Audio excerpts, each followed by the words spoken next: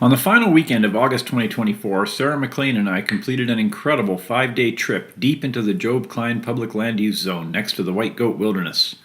Our route saw us travel up the Coral Creek Valley, making dozens of unbridged creek crossings before continuing on horse trails towards Coral Lake.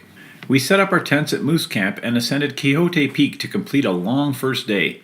Our second day saw us ascend to the Coral Lakes before crossing 4 high passes, including Gray and Red Pass, towards Sampson and Leah Lakes. We ascended Ribbon Peak on our way over Red Pass before descending to a site atop the headwall near Sampson Lake. I ascended Horseshoe Mountain that evening. On the third day, we descended the headwall below Sampson Lake before traversing above Job Lake and ascending Obstruction Mountain. We continued on old trails around Job Lake before hiking down Wilson Creek through a very recent wildfire to the Job Creek Junction. From here, we hiked up Job Creek to a camp near the Night Rider Access Valley. We made a rare ascent of Night Rider Peak on day 4 before continuing up the steep horse trail to Job Pass. From the high pass, we descended slowly back to Coral Creek and made our way all the way to Wing Camp from there. Our final day, we exited Coral Creek. I counted around 30 water crossings before biking back to the trailhead to complete a 150-kilometer trip with over 7,000 meters of height gain. Many folks seem unaware that Job Lake, Job Creek, and Job Pass were named by Arthur P. Coleman after an indigenous Stoney Nakoda hunter and explorer named Job Beaver. Other features nearby are named for his son Samson and his daughter-in-law Leah and their daughter Frances Louise. Unique to his people, Job chose to venture deep into the Rockies with his family and had the restless spirit familiar to all explorers throughout all history and cultures. Job and his son Samson guided and hunted with the likes of Arthur P. Coleman and Mary T.S. Schaffer on their early expeditions into the unknown, to Europeans, wild landscapes of the Canadian Rockies. Samson helped Schaffer find the elusive Chaba Imne Beaver Lake in 1907, which she promptly renamed Malign Lake, in line with other landscape features in the area dubbed Malign by a Catholic priest. Sounds about right, doesn't it?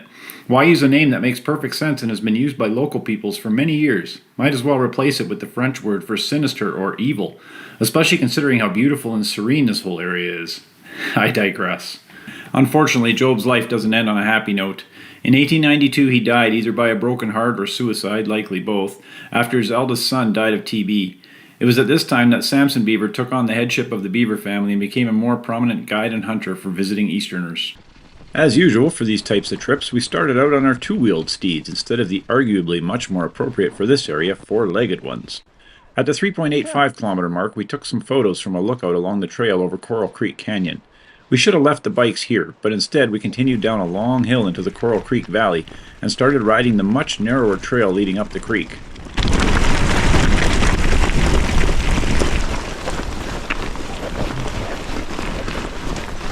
This didn't last long. At almost exactly the 5-kilometer mark, we called it quits on the bikes. The trail was just too rough, too rutted, and too much to continue riding. After locking them to a nearby tree, we continued on foot, tramping off into the wilderness that lay ahead.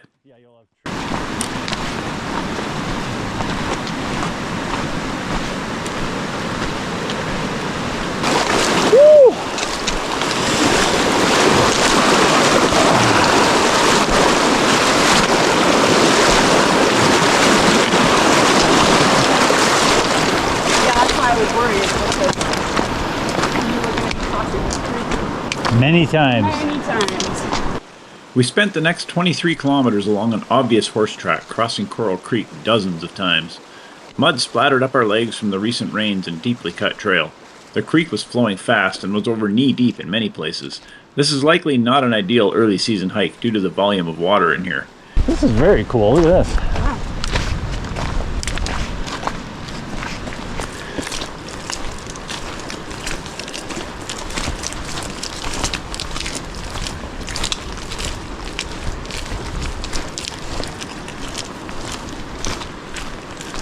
Oh, good thing I didn't wear my Sunday best.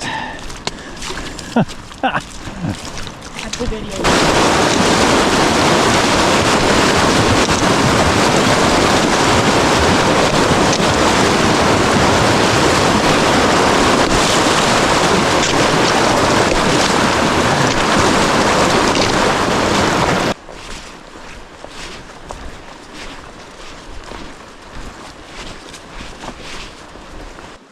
Anyone who doesn't like hiking with wet footwear would spend a full day or more just hiking the 28 kilometers to the Coral Lake Job Pass Trail Junction. It would take an inordinate amount of time to switch foot gear for each crossing, and there's no way to avoid them. Even if you did manage to switch out footwear for each crossing, there are dozens of other places that would nullify that effort. Swampy, smelly puddles, quagmires of horse poo and muck, and energetic side streams dot the trail in between the creek crossings.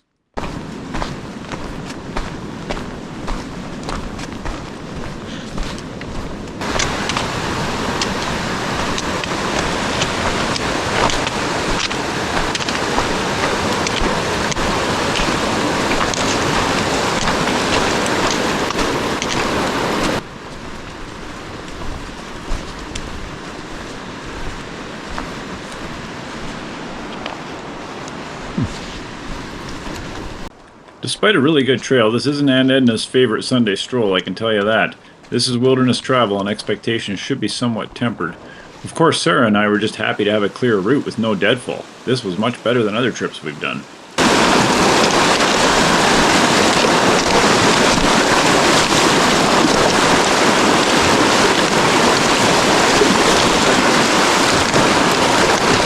There were many campsites along the creek, just as indicated on our map. Every one was empty except one, which only had a lonely horse in it. We met its owners along the trail and chatted briefly. They had been to the pass, probably Job, and were a little surprised to see us, but very friendly.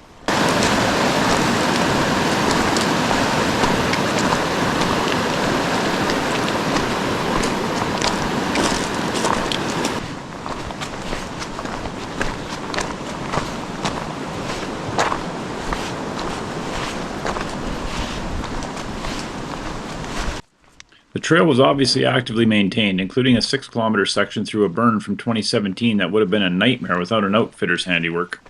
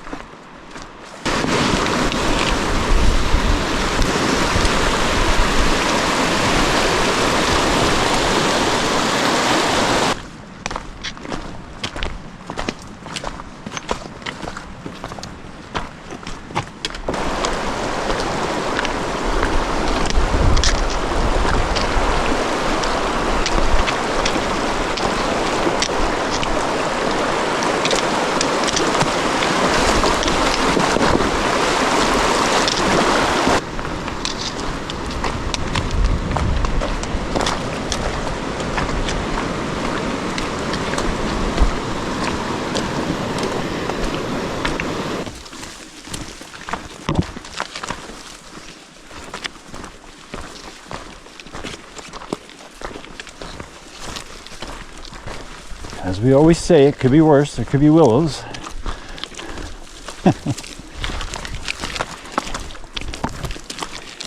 And mud.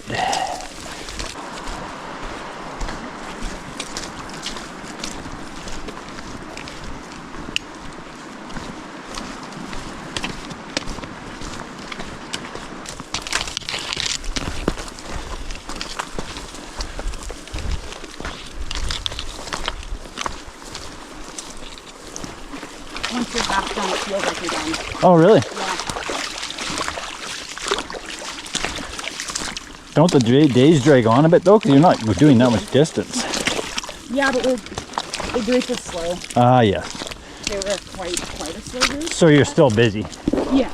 Snow was visible on every peak around us, growing more and more plastered the further we hiked up the creek. Stone walls to our right rose impressively along the long ridge that includes the summits of Mount Stelfox, Bright Star Mountain, and all the way to Job Pass through Fence Post Peak and Coral Mountain at its far north end. The joys. Woo.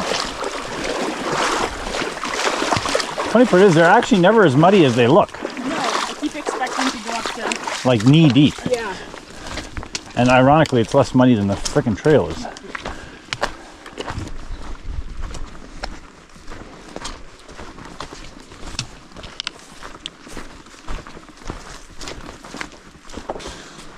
Seems a little arbitrary.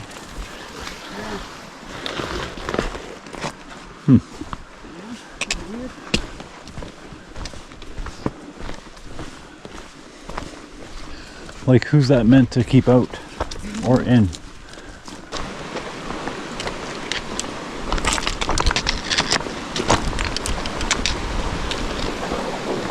Ah, that's nice.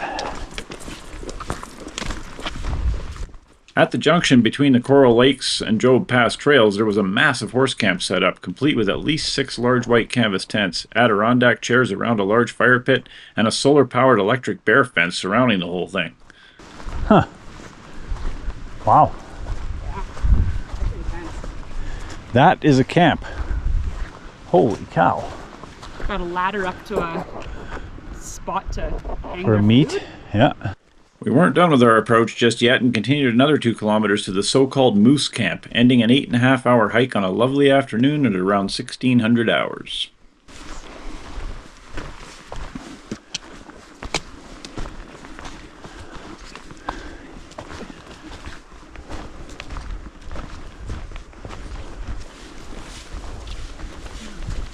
Oh, and there's our slopes right there. Yeah. So, yeah. Pretty Good. To say I wasn't feeling the physical effects of a long, muddy, wet, rough 30-kilometer approach hike to Moose Camp would be a bit of a lie.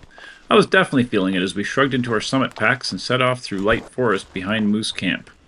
After a very steep ascent on alpine plants and grasses north of our camp, we broke tree line and found ourselves looking ahead at a much foreshortened Quixote peak. Plus, we might blow up it. In July 2001, Alistair de Moulin soloed an obscure, unnamed peak towering over Coral Creek in the Job Cline PLUZ. He ascended it from a camp northeast of Coral Lake via south slopes in the West Ridge. I wonder how many folks have followed him since, or many ascended before him. I bet not many, although in this particular case, 2 ascent parties will be standing on Quixote's summit within 3 days of each other. At that rate, there are over 100 ascents per year. But I doubt that's the norm, considering the over 60 kilometers round trip required just to access the lower south slopes of this obscure peak. From lower alpine meadows to the summit wasn't rocket science, but I could have used a small rocket to push my tired body up a bit easier. We ascended easy Class 2 terrain meter by meter, watching the many unnamed summits around us slowly get lower and lower relative to our position. Oh, yeah. Woo!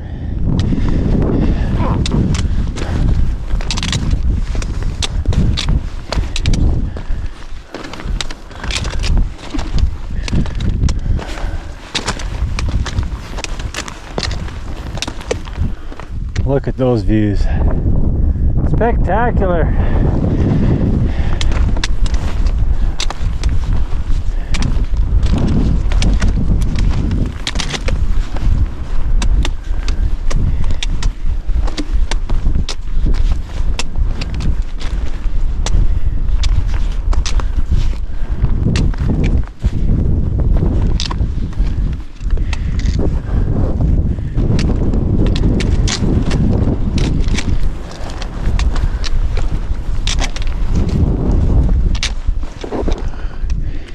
Circle Game Peak behind us to the south featured prominently. I knew we had to get a few tens of meters higher than Circle Game and didn't let myself think we were close until it was lower than us. 2 hours from Moose Camp, we found ourselves on the first peak of the trip. There you go. Quixote.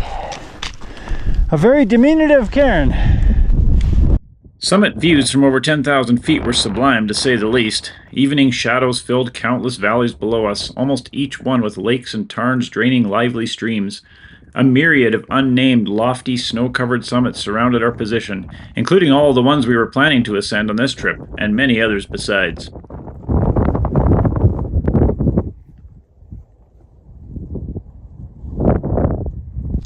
With evening settling in very quickly around us and a long day under our feet, we didn't linger long at the rapidly cooling summit.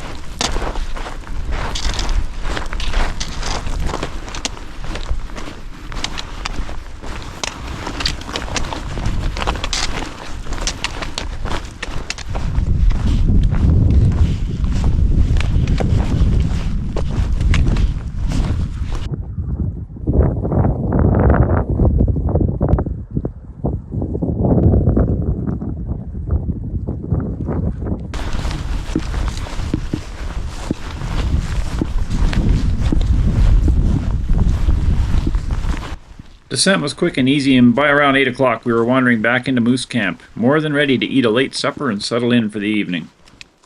Alrighty, Moose Camp.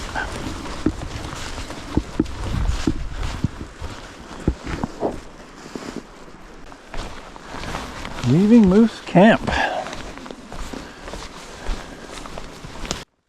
We agreed on a wake-up time of 0600 and finally crawled out of our tents at 0630 at Moose Camp, nestled in between Circle Game Peak to the southeast and Quixote Peak to the northwest. We had pretty big plans for our second full day up Coral Creek, and as we packed up camp, I was very excited to get at it. The night had been much warmer than expected, and that theme would continue for the rest of our trip.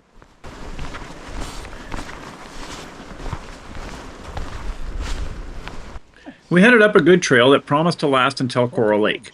There was another option indicated on our map that showed a route passing under Quixote Southwest 2's south end, rising directly to Grey Pass. We chose the route to Coral Lake, hoping there would be a route to Grey Pass from there. Originally, the forecast had called for clouds and wind on day 2, unfortunate considering our plans to hike open alpine meadows and high passes this day. When I checked the weather forecast at camp that morning, it showed clearing skies and lighter winds, and the skies reflected this outlook as we grunted our way up the trail.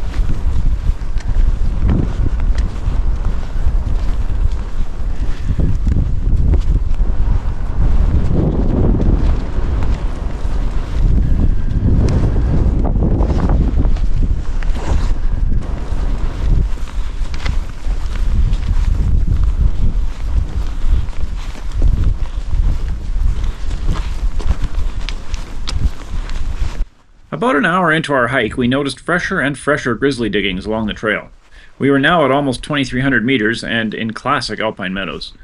Just as we got ready to dip into a stream crossing, Sarah indicated a grizzly feeding just off the trail to our right. We were still quite a way off at this point, and I was surprised how quickly the bear reacted when I yelled. They stood up in the classic alert stance and stared intently in our direction before bolting off across the meadow away from us. Excellent. We were both super excited at this special moment and happy for the bear's obvious human avoidance preference.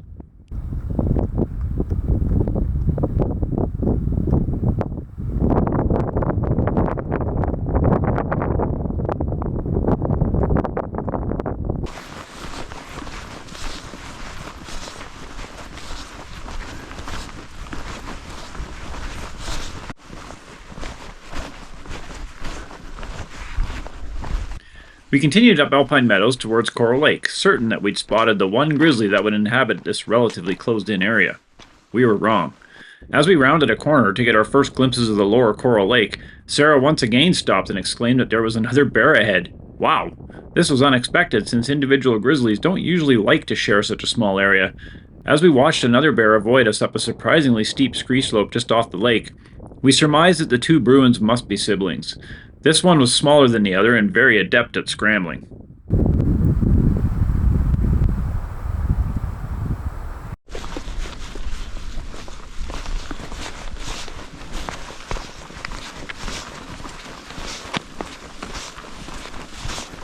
He looked enough at us that I'm pretty sure he saw us.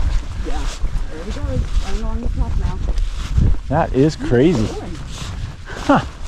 Who's that little guy? Yeah. Felt bad making him burn all those calories. Yeah. Hopefully he at least gets a pika or something, or a marmot for all his efforts.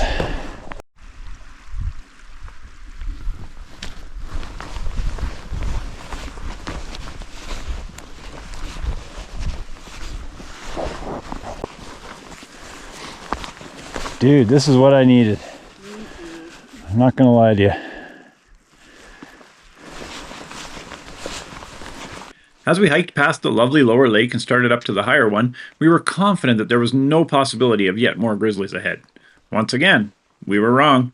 Amazingly, as we hiked alpine meadows to the upper lake, we spotted not one, but two more grizzlies feeding on roots above the lake. This was obviously a mother-cub pair, and yet again she quickly led the youngster away from the humans. We were buzzing at the special sightings and couldn't believe we'd seen more grizzlies than sheep on this trip so far.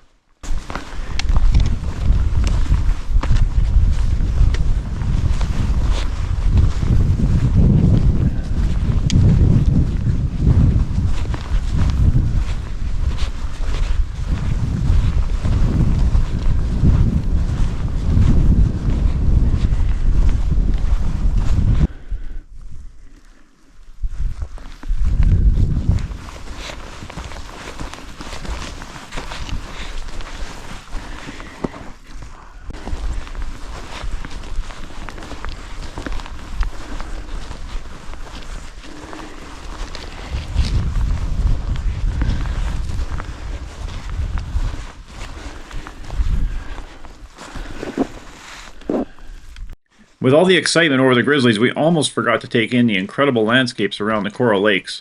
Streaks of red and yellow ran through low hills and around the meadows while clouds drifted overhead. Jagged peaks soared in the distance and our first pass rose steeply ahead.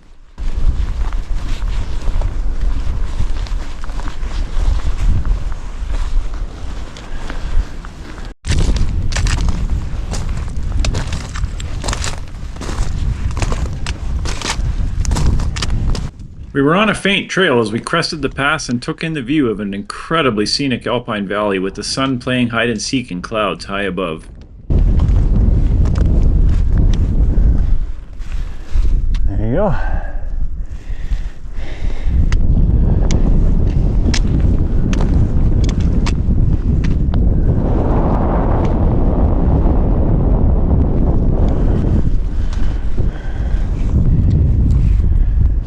Alas, our trail ended at the unnamed pass and we descended into the valley and started towards a still distant Gray Pass. At the time I wasn't aware that we were hiking the headwaters of Coral Creek in this rubber valley, and that there is actually a route up here from Moose Camp, but my map tells me that there is. That's nice. Not frozen, thankfully.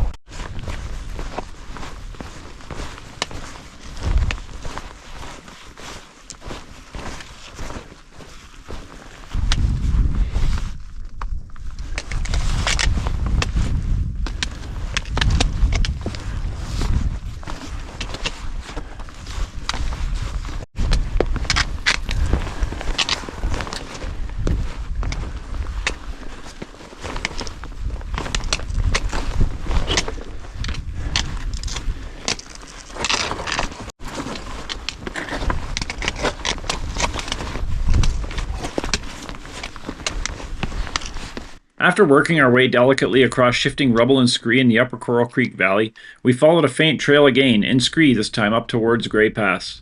The sun was now peeking out from behind clouds, and despite a forecast of strong winds, we were protected from most of them here.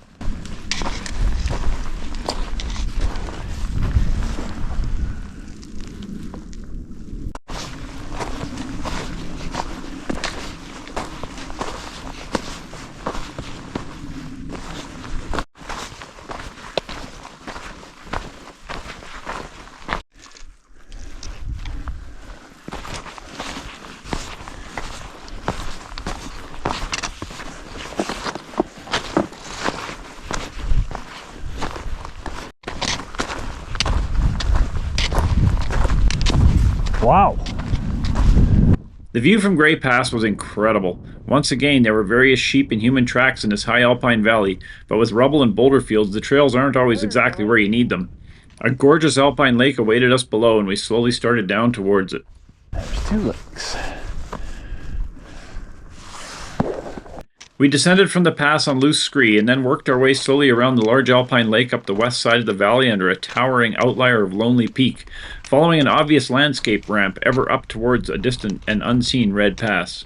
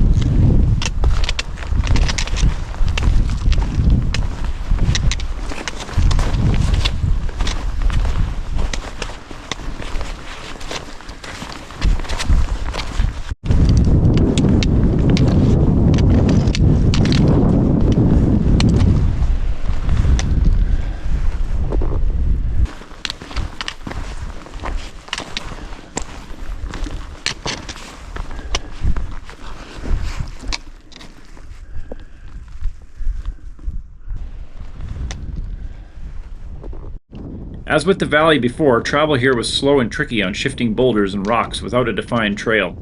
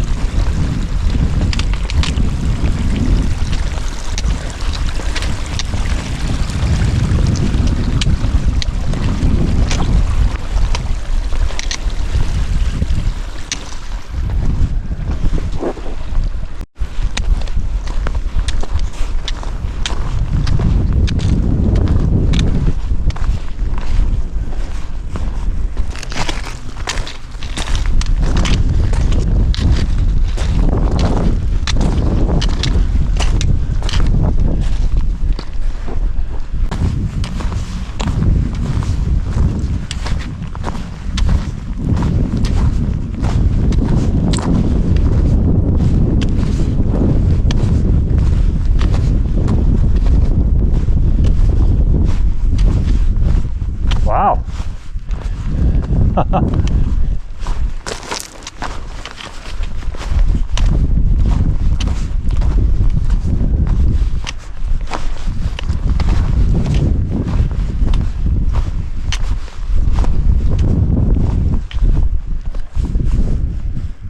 Before hitting the second named pass of the day, we had to traverse another unnamed one first. This pass required some side hilling on exposed dirt and rock before following a ramp feature towards Red Pass itself. It was here that we stumbled on fairly recent boot prints in the loose dirt and followed them across a few snow patches as they led the way forward. You know, just to the human footprints.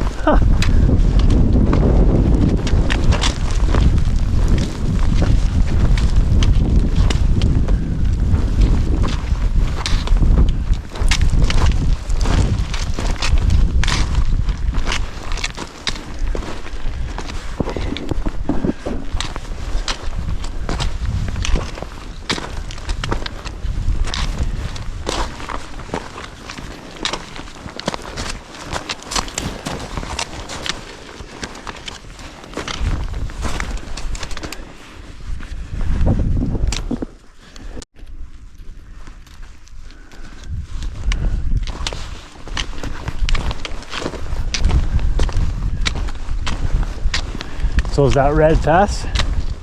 Yeah.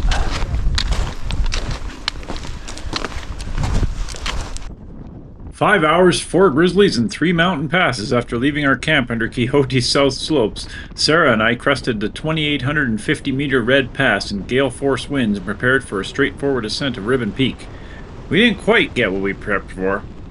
My original route line was plotted along the south side of a long ridge, side-hilling to under the summit and then up towards an uneasy scree slopes.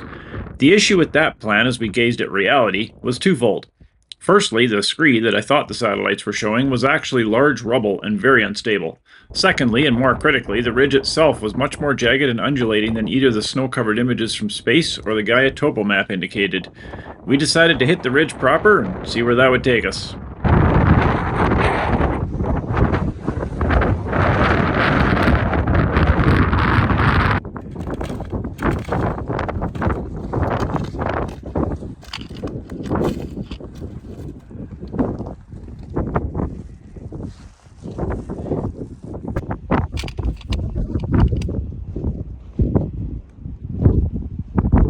After carefully negotiating 3 significant drop-offs along the ridge, the last of which was a moderate to difficult downclimb, we finally found ourselves trudging one last scree slope to the summit. But there's the summit. Look at those views. Ridiculous.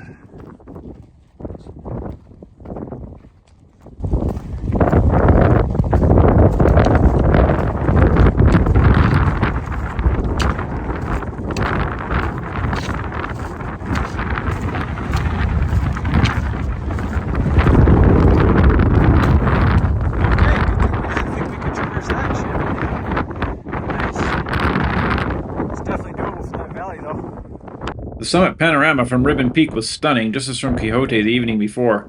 Clouds, blue sky, sparkling lakes, rushing streams, and various colors of rock and soil made for a gorgeous summer mountain canvas. I was very happy we'd made the top, despite taking much longer and doing much more work than expected to get there.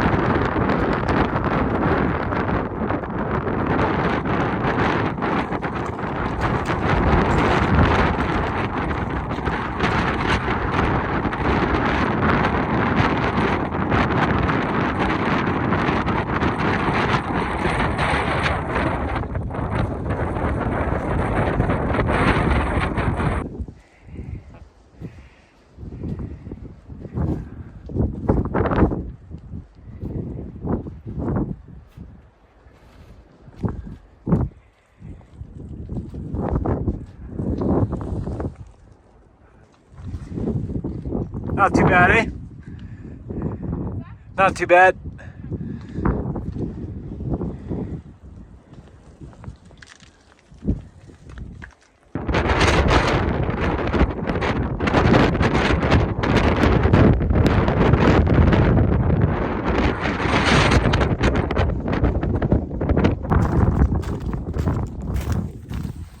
Return to Red Pass was largely uneventful. Climbing up all the more complex terrain was obviously much easier than the blind descents had been. The weather was still a bit moody, presenting great views over the alpine lakes below, including views of a distant Job Lake and Leah Lake.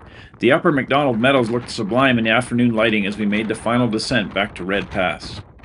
After ascending a much harder and further than expected Ribbon Peak, certainly not the easiest way to ascend this mountain, Sarah and I found ourselves looking over a sublime alpine valley below Red Pass.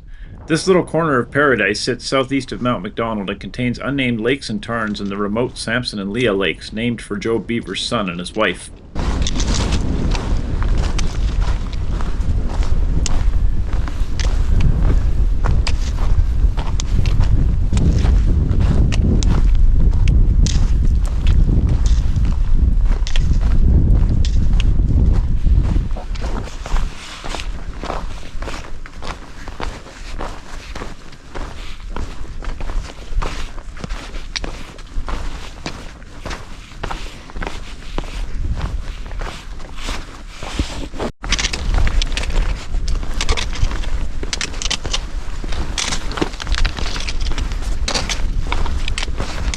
After a steep descent from Red Pass, only smatterings of trail here, we started off across alpine meadows towards Leah and Samson Lake, which are shown as one large lake on many maps, but are actually two lakes at the same elevation, over 2,400 meters.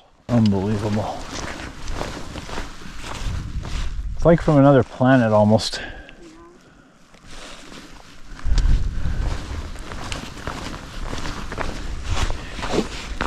At this point in the day, Sarah and I separated.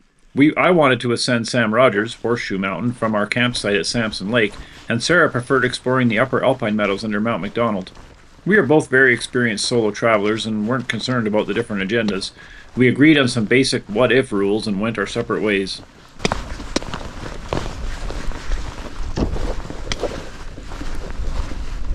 Wow. Wow.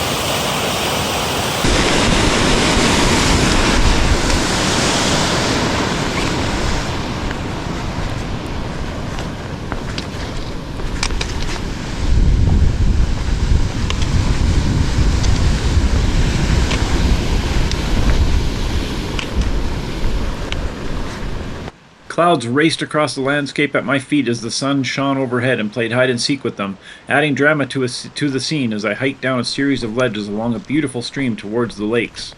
A marmot screamed at me, but everything else was quiet as I strolled alone towards Samson Lake.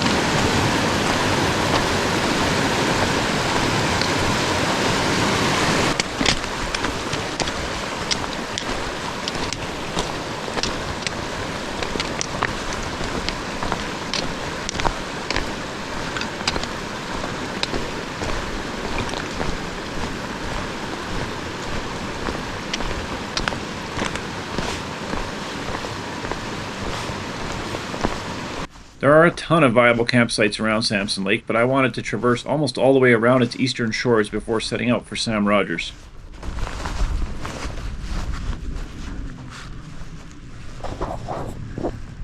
What a spot.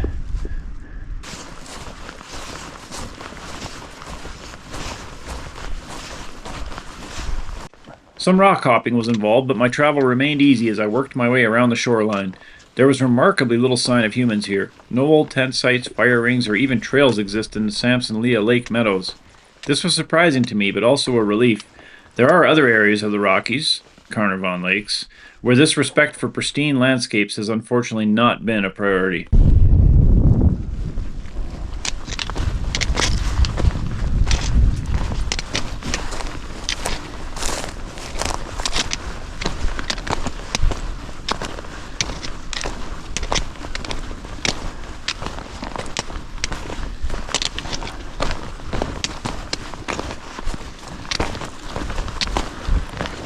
Samson Lake. And here I go. See if I can get Sam Rogers.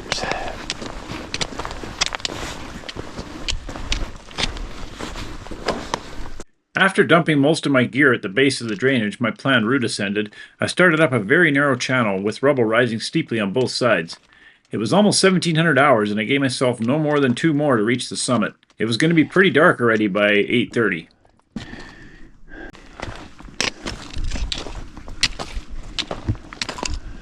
I believe that's where I just was.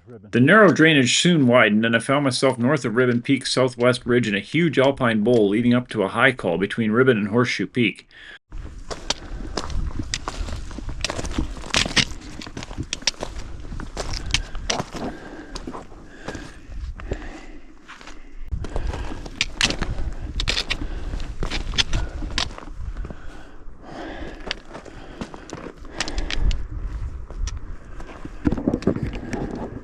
Within an hour of Samson Lake, I was topping out on the south ridge of my peak. Once again, however, I could immediately sense that I was in for a little more than I bargained for to the summit.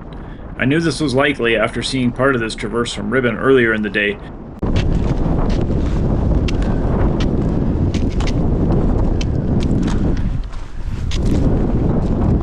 Views continued to be stunning in every direction with the sun slowly setting behind me. As the final 2 high points before the summit came into view, I knew I'd be cutting it real close on my turnaround time. Dang it, the summit still looked far away. And then, on the penultimate false summit, I knew I wasn't going to summit Sam Rogers today.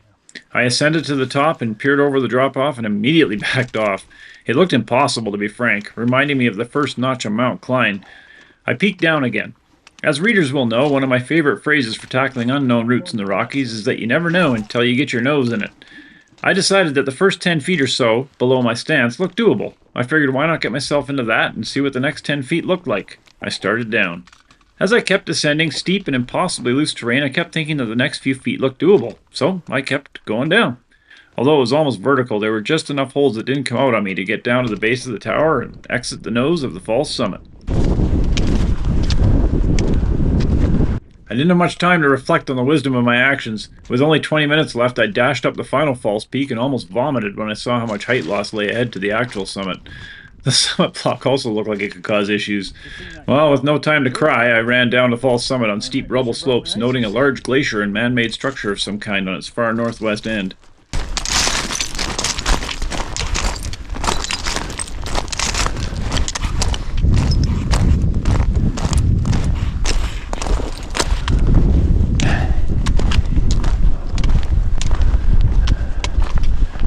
Last little cruxy crux.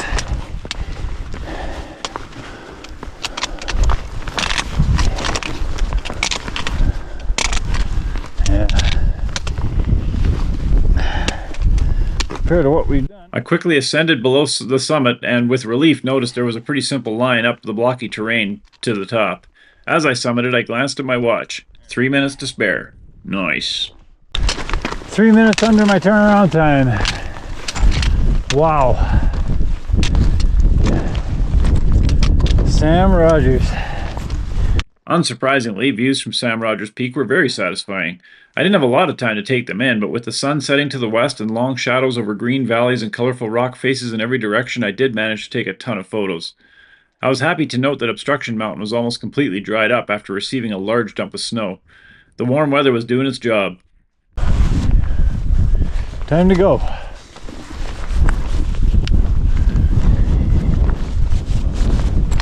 Yep.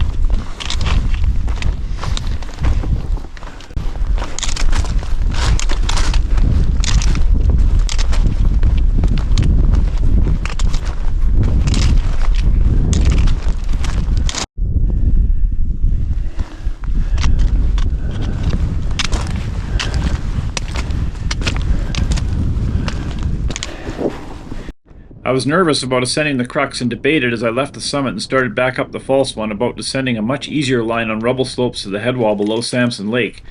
The issue with that plan, of course, was that I'd have to ascend to our camp at the lake in growing darkness via a completely unknown route.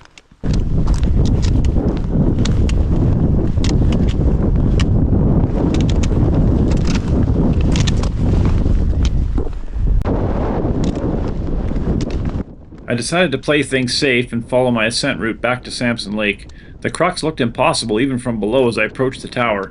Obviously, it was easier to ascend than blind descent had been, but this was still serious terrain with plenty of huge loose boulders and exposure.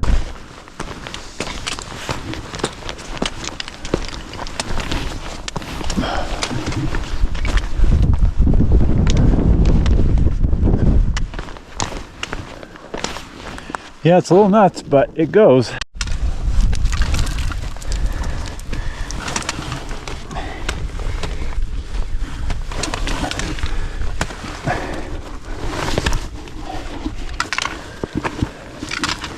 Still gotta watch where you put your feet.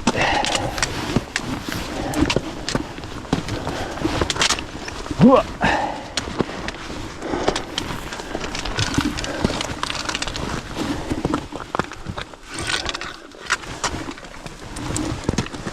Keep them loose with some nice ledges.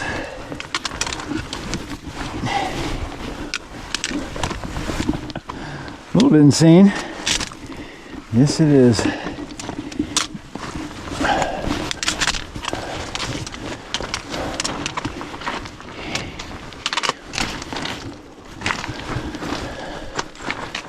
I was happy to top out on the crux and continue quickly over a few more high points before finally gazing down rubble slopes north of Ribbon Peak, leading the way down to the lake far below.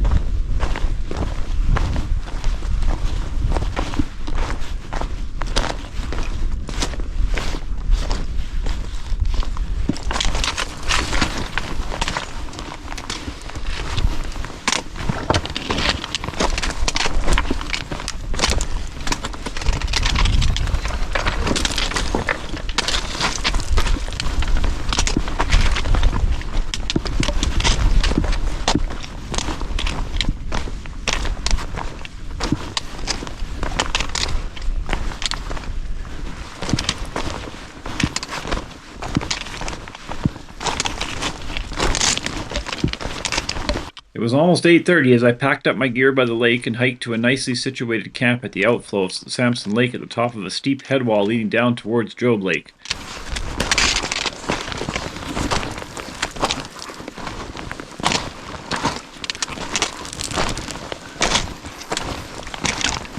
I apologized to Sarah for making her wait for my return until almost dark. She didn't mind, which was why we are compatible hikers, but I still felt a little bad. I know what it's like to sit in growing darkness hoping to heck that your trip partner is going to show up safe and sound sooner than later. In a repeating pattern on this trip, a 13-hour day was topped off with a silent supper in growing darkness in a beautiful, quiet, remote corner of the Canadian Rockies. What a day! Not only did we spot a grizzly, we saw 4 of them up close. Despite tweaking my back first thing in the morning, I'd managed not only 1 peak, but 2. After worrying about clouds and wind affecting our alpine views, they actually ended up enhancing them. I fell into a deep sleep along the edge of Samson's Lake to the sound of a waterfall plunging its way down towards his father's lake far below. When planning the trip to Job Lake, the prize was always considered to be the 3,200-meter peak rising high above it. Obstruction Mountain has been on my radar for many years, and I woke at our gorgeous campsite along Samson Lake excited to finally be chasing after it. While planning a route on satellite and topographic maps, I came up with a high-level traverse from Samson Lake around an unnamed summit to the north, high above Job Lake. The GPS track I had from 2019 had descended the headwall between Samson and Job Lake before going around the west side. We packed up camp on a clear morning and started a steep descent of the headwall to a small unnamed lake that sits high above Job. While the main trail descended easier terrain down rubble and scree slopes to the eastern side of the valley, our route was largely untracked and quickly became a scramble down through steep cliffs. Oh, this is great. Good call.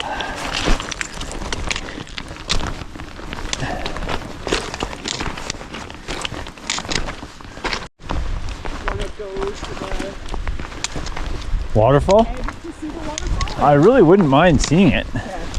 What the heck, right? Yeah.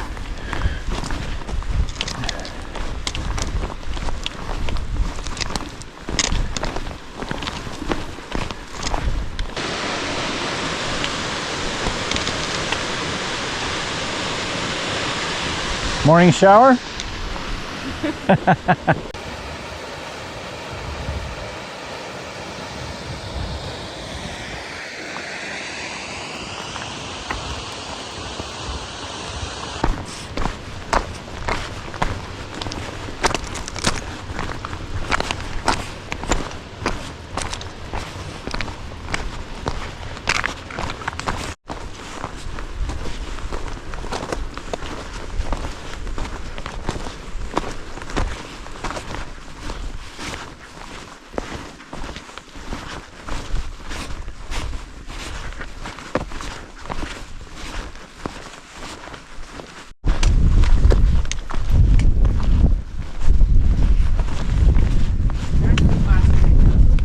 Yeah, I didn't expect the other two.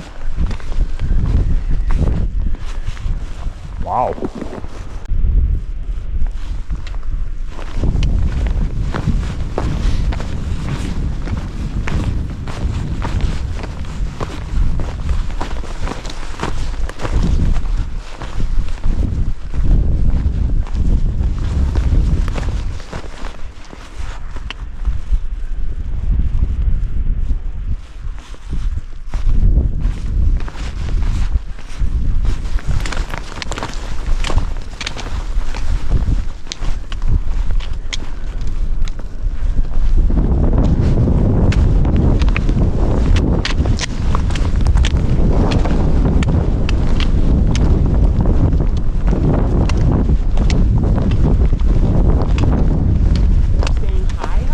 I think they might.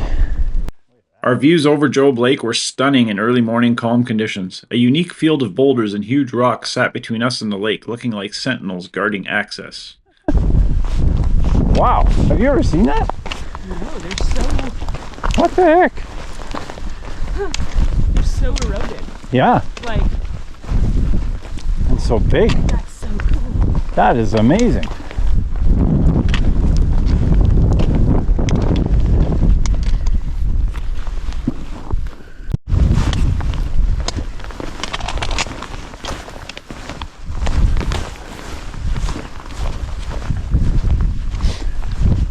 Right here. Not much. No, I don't think so. Without the 2019 GPS track, we would have had a much harder time finding a clear route down the cliffs, but as it was, we escaped via an SC6 crack that neatly broke vertical stone on either side. I spotted a small cairn at the top of this crack, which was very helpful. From below, there is no way you would think there was a reasonable route up this wall.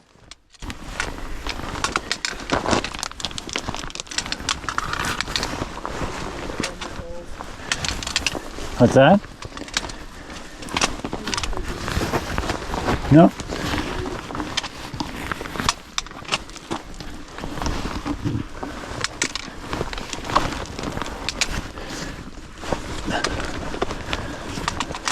Don't think that would be considered hiking.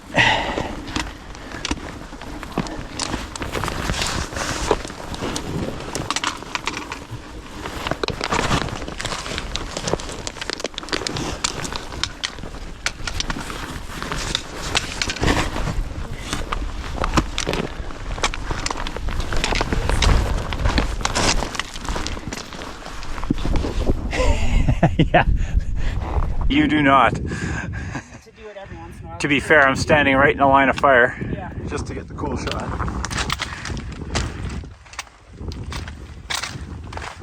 It's hiking, so we don't have our helmets on.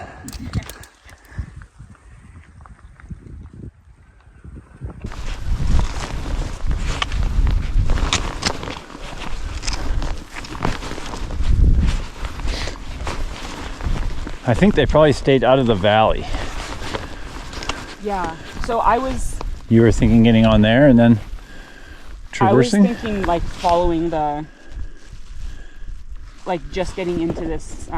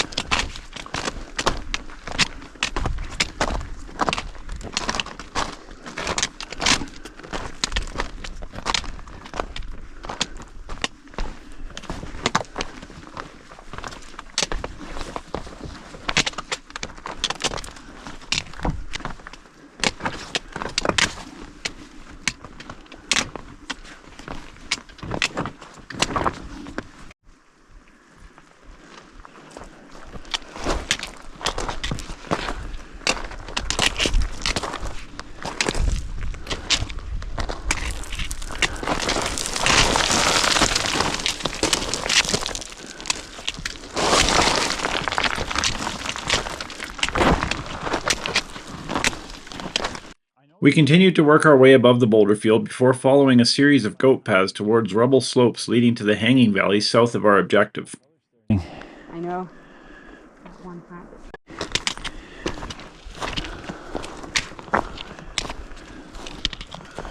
Oh yeah, baby. Our luck with the traverse from the Samson Lake headwall continued to hold as we ascended rubble slopes to the northwest, leading up into a hanging alpine valley south of our objective. Views back over Job Lake continued to be stunning in early morning stillness.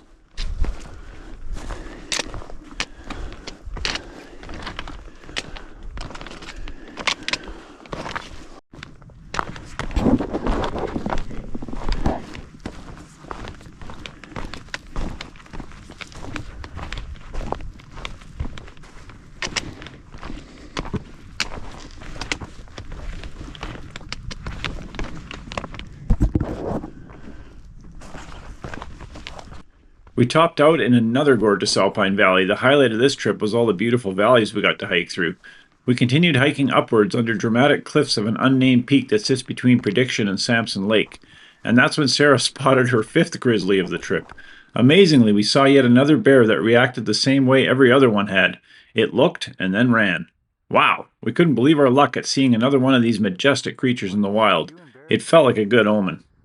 Yeah, I'm like, oh, that scat looks kind of old. We got nothing to worry about. Look at that. Yeah.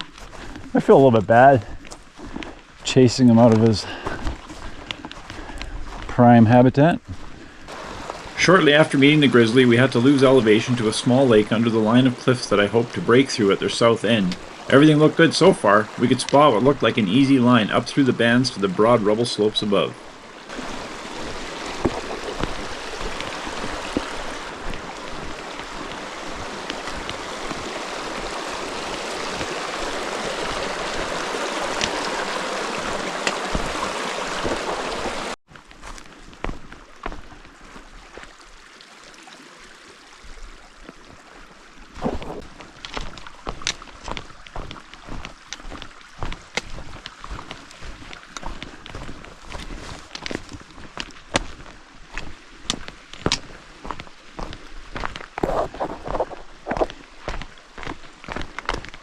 The closer we got to my sneaky line, the easier it looked.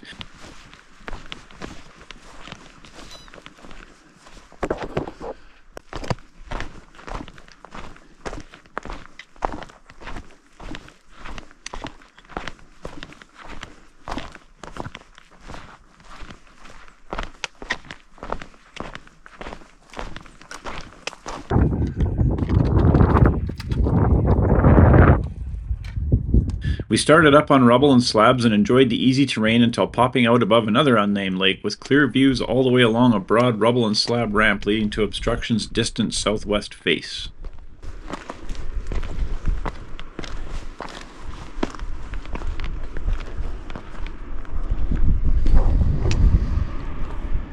The next few hours were spent hiking and easy scrambling above huge cliffs extending all the way under Obstruction Mountain's southwest face. Views of Prediction Mountain's sheer east face and over Job Lake to Ribbon and Horseshoe Mountain kept us entertained as we enjoyed a perfect late summer day in the alpine.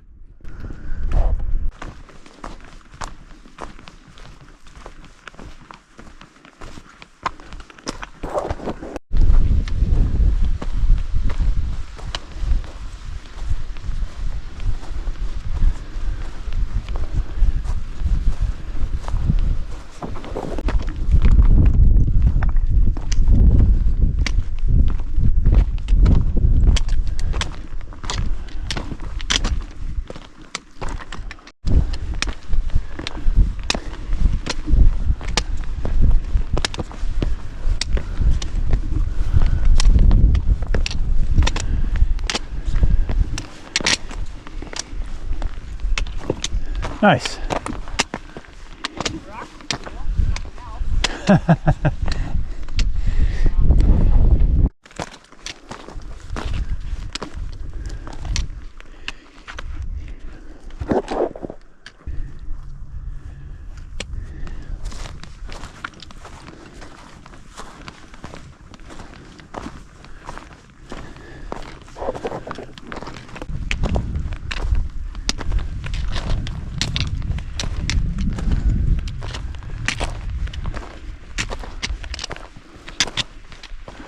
We slowly made our way along the rubble and slab bench before traversing up and over an easy ridge abutting the huge southwest rubble face of our peak.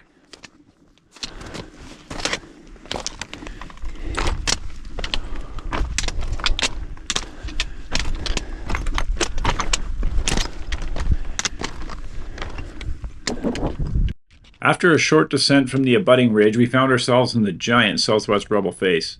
At this point, I was joking to Sarah that so far on this trip, every easy peak had been much harder than predicted, so it made sense that obstruction would be much easier.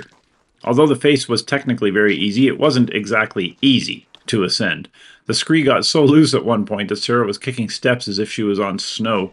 We actually looked for patches of snow, larger rocks and slab whenever we could.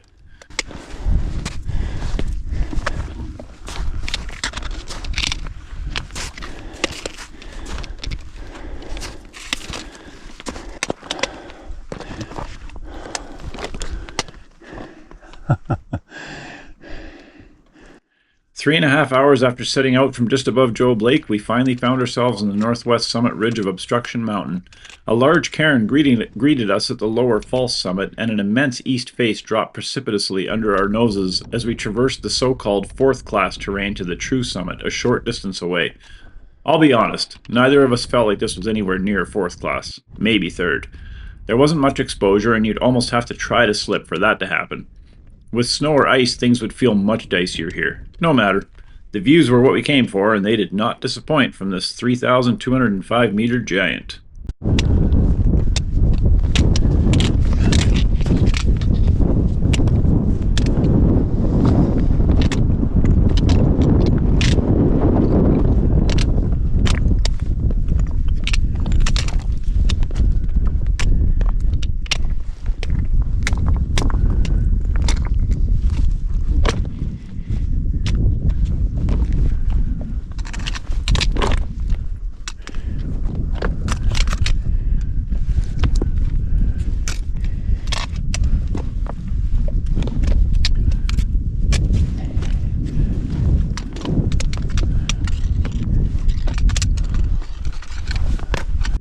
I counted at least 24 11,000ers from the summit, and even managed to get 2 bars of LTE cell service. After an update to the family that all was going well and snapping way too many photos, it was time to head back. Despite an easy ascent, it felt amazing to finally have stood on this remote peak. As with most ascents on this trip, despite a straightforward route, it took us much longer than usual to cover the elevation and distances involved. I think this was due to tired bodies and perfect weather and conditions. There was simply no need to be in a rush. Mature enough for you to throw a rock on the happy? I wasn't going to say it.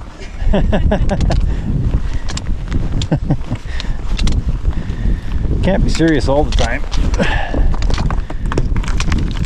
See, I just throw them down there. Yeah, that's the boring way. That's the boring way.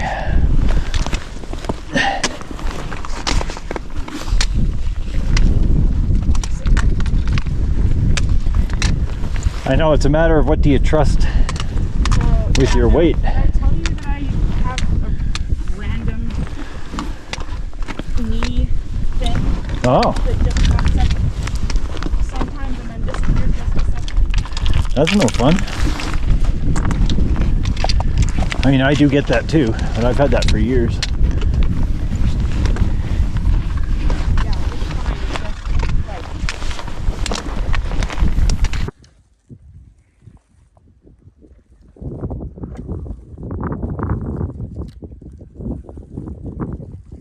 That is a long way down.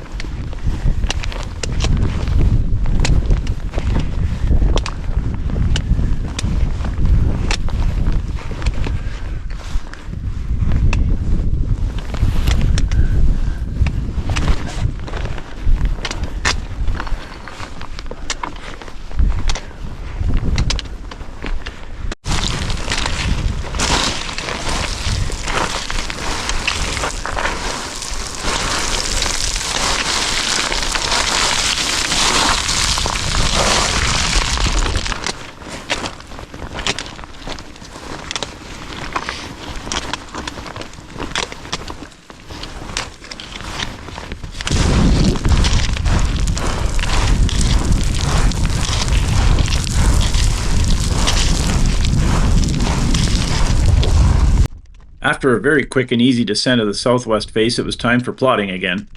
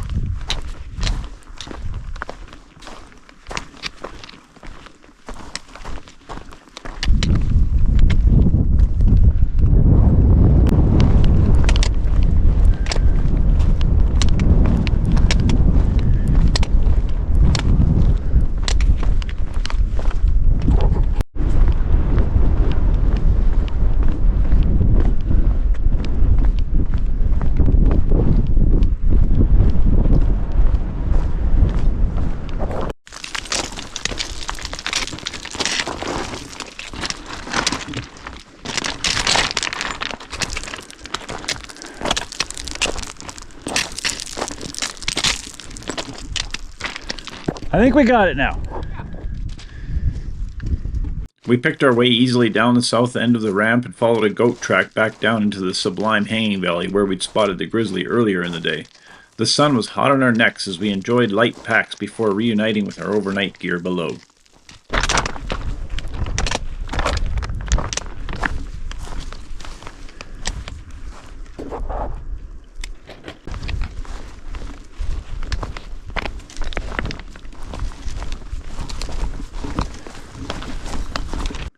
After returning to our packs, we still had a long way to travel. We agreed at this point that we'd be attempting Night Rider Peak the following day and would be setting up camp along Job Creek at the foot of a trail our map indicated running into a west access valley.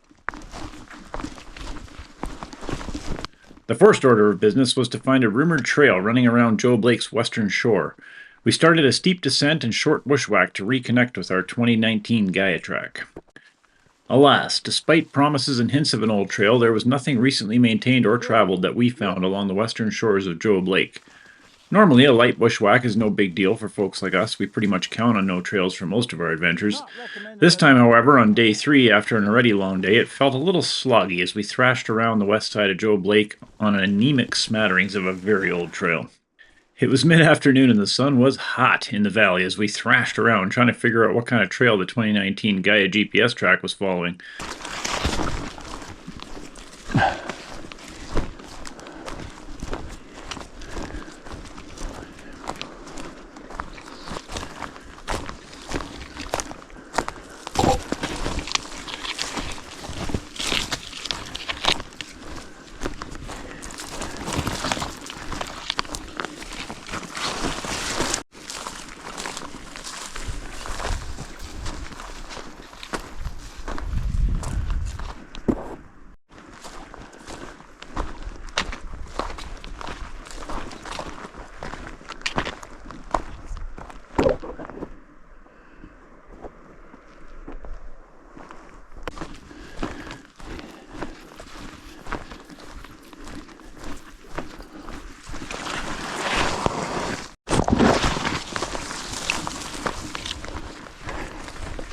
Maybe this side of the lake just isn't used anymore.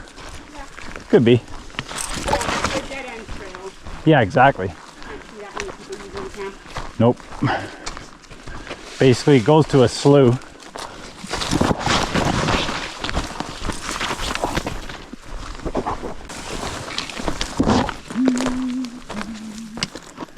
By the time we finally stumbled out of some thick willows onto a strangely solid bridge to nowhere over the outlet of Job Lake, we realized there are no trails on the west side of Job Lake, at least not anymore.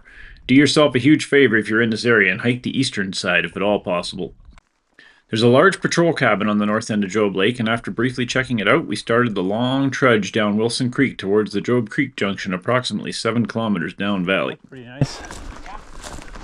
Good shape. Yeah, no kidding.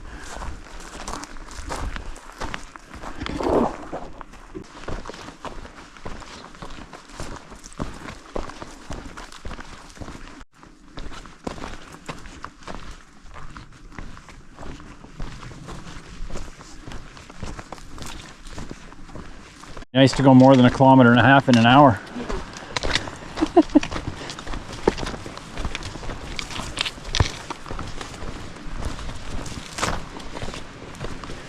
Which is always something to remember when planning these trips. Yeah, like 30K seems like a Yeah. pretty reasonable thing to do, and Then you get off trail and you're like, how have we only done 16K in 8 hours?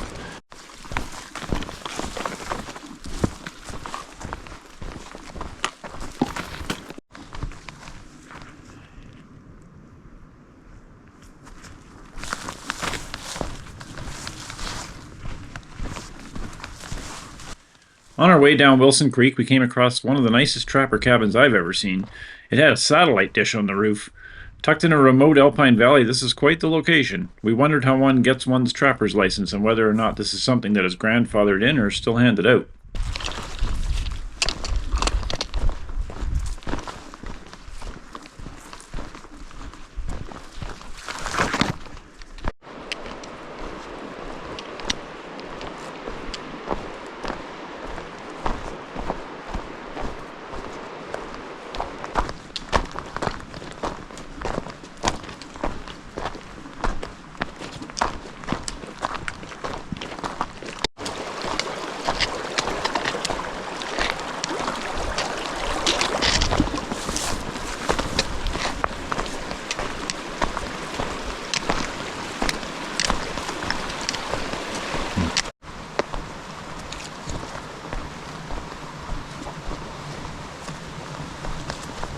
From our descent of Obstruction Mountain and other wanderings further up valley, we knew that there was burned landscapes awaiting for us ahead from an earlier in 2024 wildfire. Sure enough, as we continued hiking down Wilson Creek, we ran into the southern edge of the burn.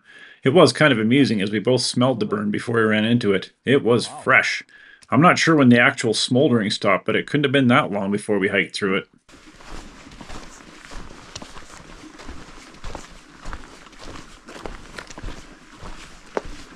Thankfully, there were immediate signs of recent maintenance in the burn, and the trail was still very easy to follow. The trail wound its way in and out of the burn, which stayed high to our left on north outliers of Obstruction. Yeah, that's real fresh maintenance because the wood shavings aren't even washed away. yeah.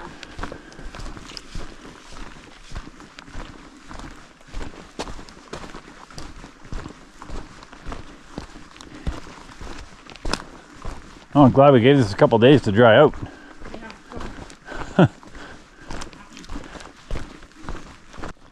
As we continued hiking through the burn zone towards the Job Creek Junction, the sun continued to get lower and lower at our backs. We realized at some point that we were essentially hiking around the giant northwest bulk of Carousel Peak, the entire exit from Job Lake to Job Creek.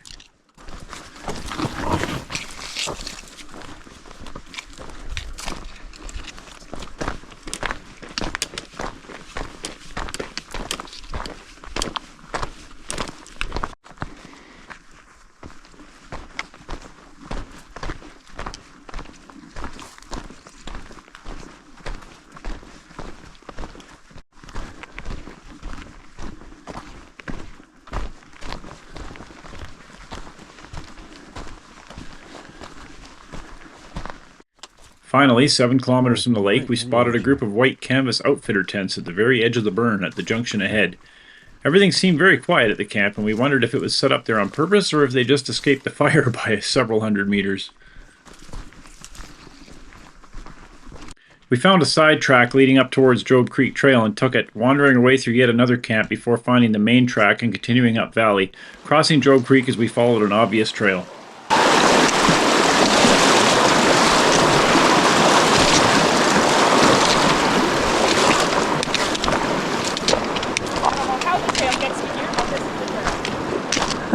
Oh yeah, there you go.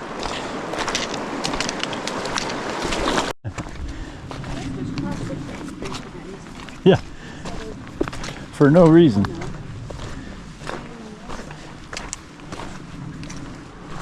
Kind of feels good on the feet, to be honest.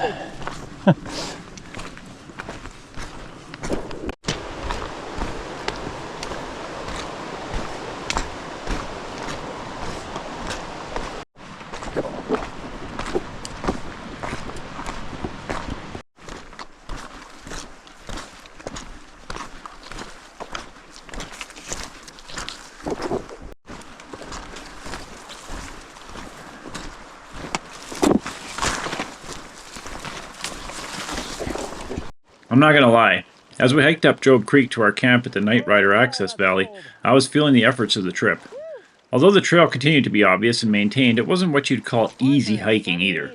Thick willows and creek crossings continued the entire 6 kilometers up the valley. As the sun dipped behind the enormous bulk of Carousel Peak to our right, the air temperatures plunged. Crossing Job Creek got a lot less fun for the next few kilometers, and we both got seriously chilled. Because they were building it like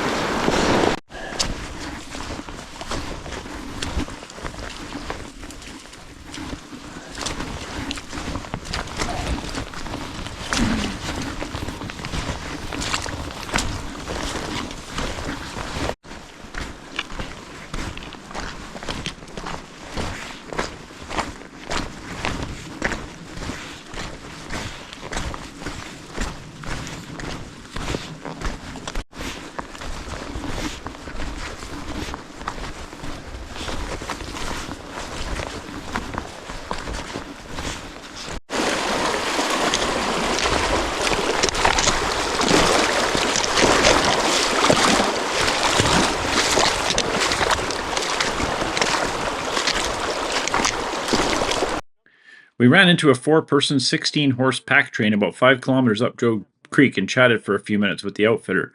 He was extremely friendly and even offered any supplies if we needed them. They were headed for the large camp we'd spotted at the junction of Job Creek and the Job Lake outlet stream. Yeah, exactly. It's hard to see for a little while, but Yeah, new growth already. yeah, you betcha. Did it burn right up to Obstruction there? Oh, heck no. no. No. Just No. kind of stayed along the bottom. Yeah. Oh yeah. We silently set up camp in growing darkness and once again ate a late supper. So far, all 3 of our days had ended up being around 13 hours on the move with 30-plus kilometers of travel and significant height gain. We were both feeling pretty good considering the wear and tear, and I was wondering about our chances of success the following day as I fell asleep. As was quickly becoming the routine of this trip, we awoke at 0600, and after a warmer than expected night, we were out of the tents by 0630 to prepare for another day of exploring and scrambling unknown valleys and peaks. We thought we'd found the access trail the evening before while hiking to camp, but weren't 100% sure. It was quite faint. Within 2.5 minutes of leaving camp, we were delighted to stumble on a well-defined trail leading off into the West Valley under Darkstorm Peak and its west outliers. Yeah.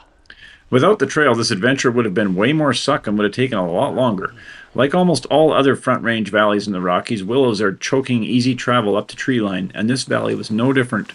The trail made the first 3 kilometers a pleasure instead of the nightmare it would have been. As it was, the trees and willows were growing in close, and sometimes it felt like we were bushwhacking on trail.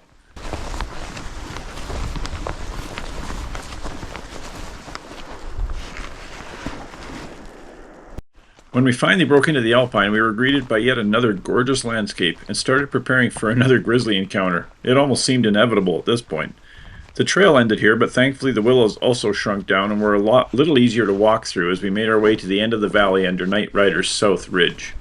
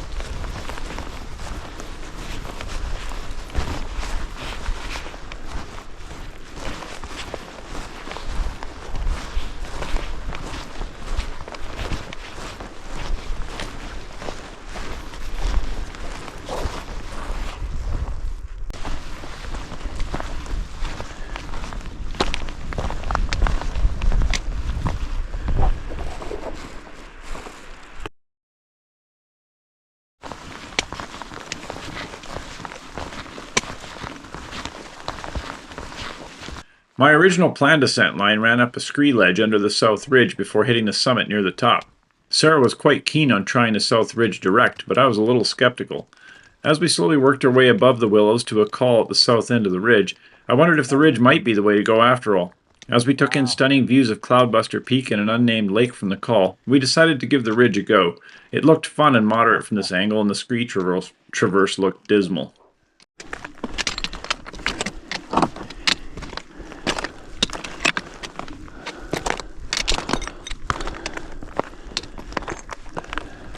The next hour was nothing but fun hiking and scrambling. We couldn't believe how easy the South Ridge turned out to be considering how it looked on satellite maps.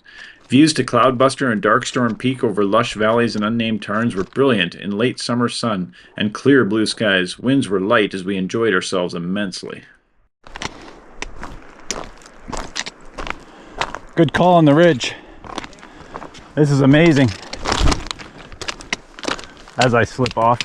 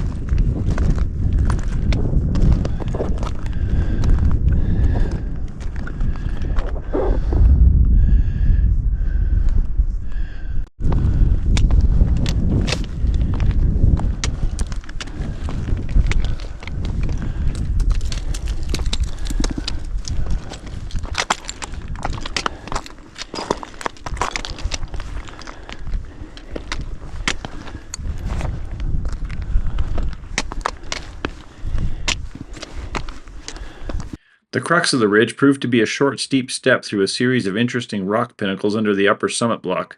We managed to avoid this section on descent by utilizing a very steep rubble chute to climbers left of this one.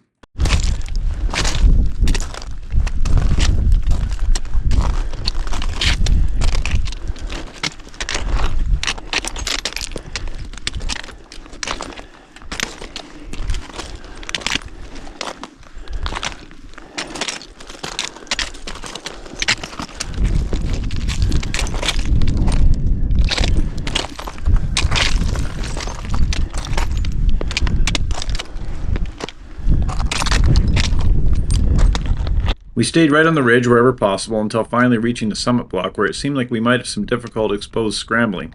While Sarah tiptoed her way over this section with some serious exposure, I descended a few meters before traversing easy rubble and ascending around it. Night Rider! Whew. Good job. As we stepped onto the remote summit, we wondered if the single rock sitting there was a cairn or not. After getting home and doing more in-depth research, I realized that Tony and Jillian Daffern beat us up here way back in 1972. I wonder how many others have visited this peak in the past 52 years. Not many, I bet. Once again, time was slipping away as we took in the views from our lofty summit. Just as on Obstruction the day before, I had full LTE cell service.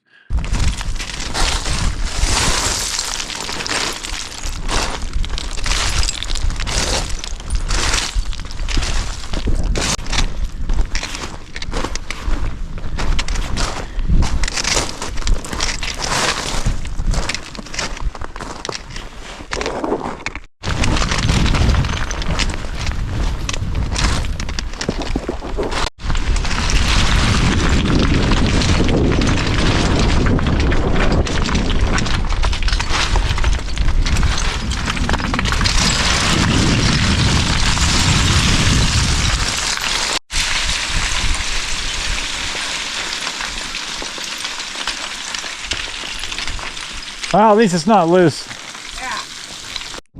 Descent of the South Ridge was straightforward and fairly quick.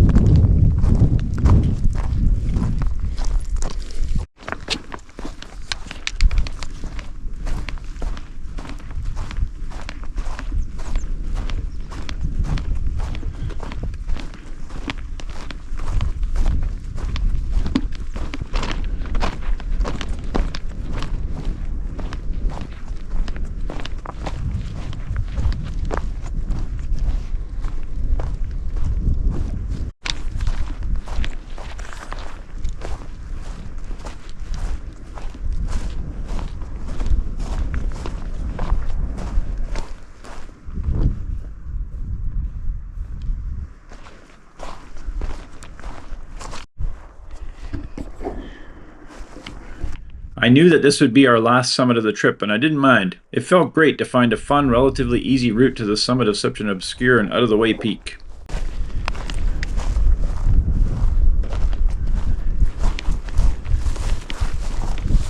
As we exited the very welcome and very narrow access trail back to Job Creek in our camp, I meditated, and not for the first time on this trip, how extremely fortunate we are to enjoy trips like this. There are so many areas like this off the beaten track and far from roads and highways. Places to explore and to wonder at those who might have come before and feel the exact same way we did. We still had a long way to go and a lot of effort ahead of us as we strode into camp and prepped for the next high point of the day, Job Pass. After an extremely satisfying ascent of Night Rider Peak, Sarah and I returned to our camp along Job Creek at around 1500 hours under a scorching hot sun. Just as the day before, we were finding that these remote peaks were taking longer than expected, leaving us to trudge along hiking trails later in the day. Today would be much harder than the day before, but we didn't realize that just yet. We had avoided Job Pass earlier in the trip, hiking a route past Coral Lake and traversing over Gray and Red passes down to Sampson and Job Lakes. This meant that we'd be seeing it for the first time on our fourth day, which was the whole point. Somehow, however, I had missed the fact of just how much elevation we'd lost to Job Lake and Job Creek, and the small detail of just how high Job's Pass actually is. Hint, it's pretty darn high. After hiking 2 kilometers south up Job Creek, I noticed that the trail cranked left just ahead, but it did a lot more than just change direction. It went vertical. Damn! I gulped a few times as I watched the track on my GPS go through contour after contour after contour on the base topographical map. I hoped I had enough water. The sun was hot, and I'd only filled a few hundred milliliters at camp, thinking we'd be crossing way more sources as before. To say the trail to Job's Pass is steep would be an understatement. From the west side of the pass, the route is a minor miracle of backcountry trail building, obviously catering to the horse trains that come through each year. I would have expected much more damage. Instead, the trail switched back just enough to be useful and not so much to be annoying. I sure appreciated those lower angle trail assists, I assure you. So will you if you ever have the privilege of hiking it. As we ascended, the views back down towards distant summits improved, including Ribbon, Sam Rogers, and Carousel Peak. We found ourselves ascending to and then above tree line. This is not a low pass.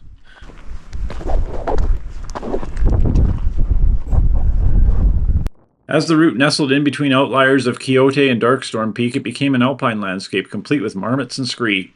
Thankfully, a waterfall plunging off huge cliffs nearby provided a small stream and fresh water near the crest of the pass, and I needed it at this point.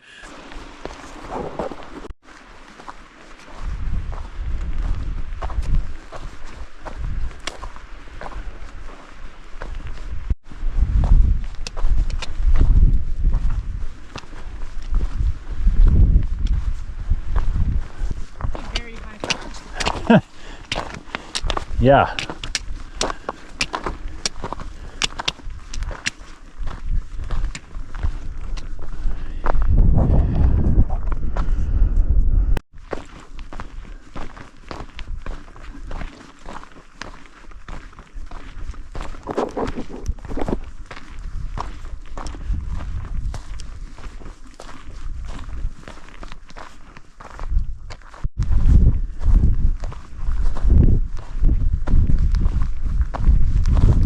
The views as we hiked over the high point down over the Coral Creek Valley were absolutely stunning.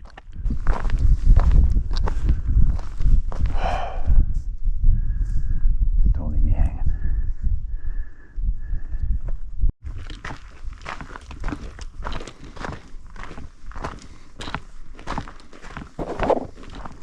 It was now 1700 hours and the shadows were growing long as we slowly started down the southeast side of the pass along a much gentler angle than the western side.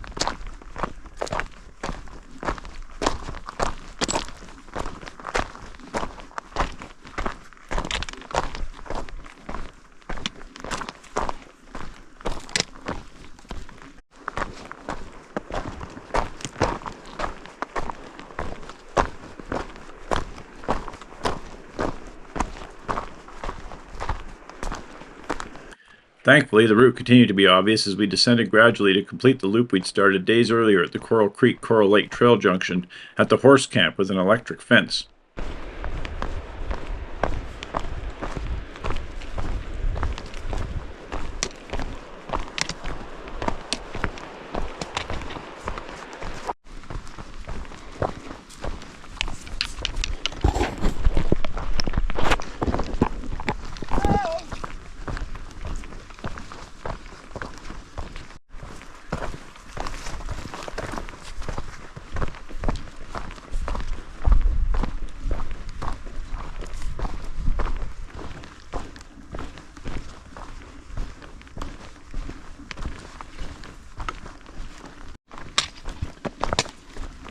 Some high willows provided the usual entertainment, and I was feeling rather tired as we finally neared the two camps at the junction.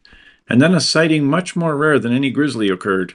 Sitting at the smaller of two camps, chilling in late afternoon sunlight, was the elusive and enigmatic form of none other than Ephraim Roberts. Hello. Hello. Is that Ephraim? That is Ephraim. We chatted for a few minutes before Sarah and I continued marching down the trail.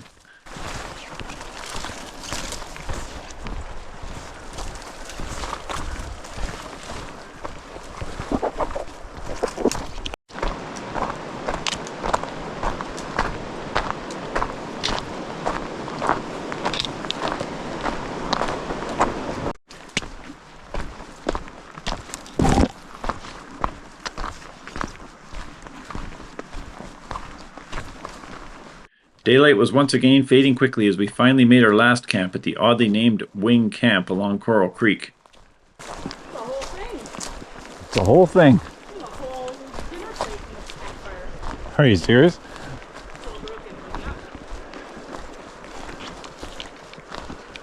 Pick a spot, any spot. All right.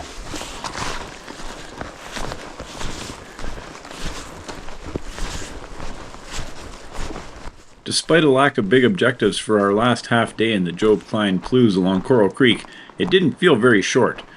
There were no huge complications other than the distance our tired bodies had to go. My back was acting up a bit as we completed the final 17 kilometers of walking to our bikes. A lot of my video is going to be this, which, to be fair, so is the trail. Me with my arms Yeah, packed in front of me. yeah, Pushing through the others. yeah. Or just your head bobbing ahead of me. Now we're just glopping in it.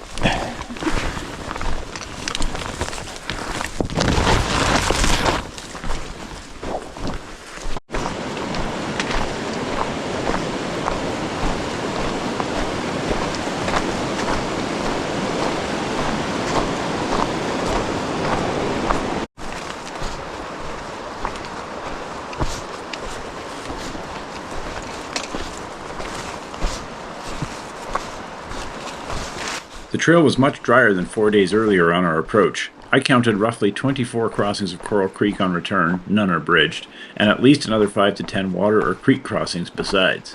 This should give you an idea of the first 17 kilometers of hiking up Coral Creek. It's not for the faint of heart.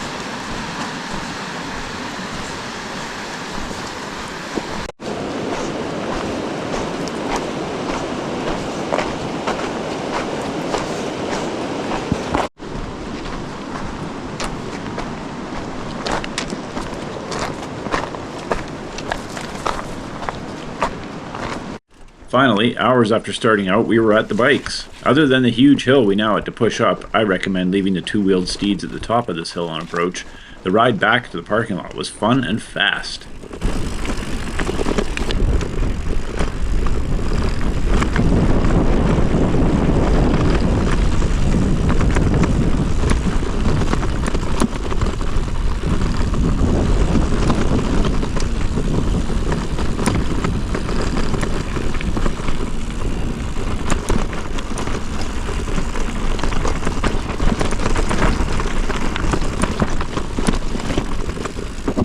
We had gained much more height on approach than I realized.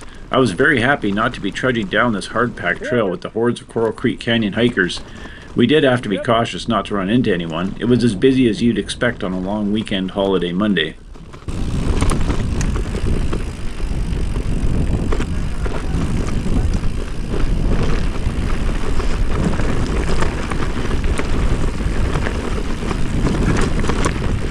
Hello. Hi. Hello. Hi.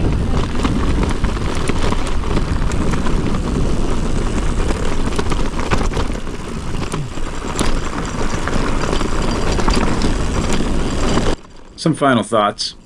Situated in between the White Goat Wilderness and the Upper Clearwater Ram PLUZ, the Job Cline PLUZ reflects both of these remote wilderness landscapes. Just as in the Ram and Clearwater area, it takes a little extra endurance and perseverance to penetrate the prime areas.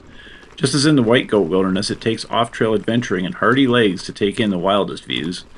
There are sublime, peaceful alpine meadows and brilliant shimmering lakes and tarns tucked into almost every valley and canyon you pass. This is a landscape that belongs to powerful grizzlies, agile mountain goats, and soaring eagles. You feel small as you cross its powerful streams dozens of times.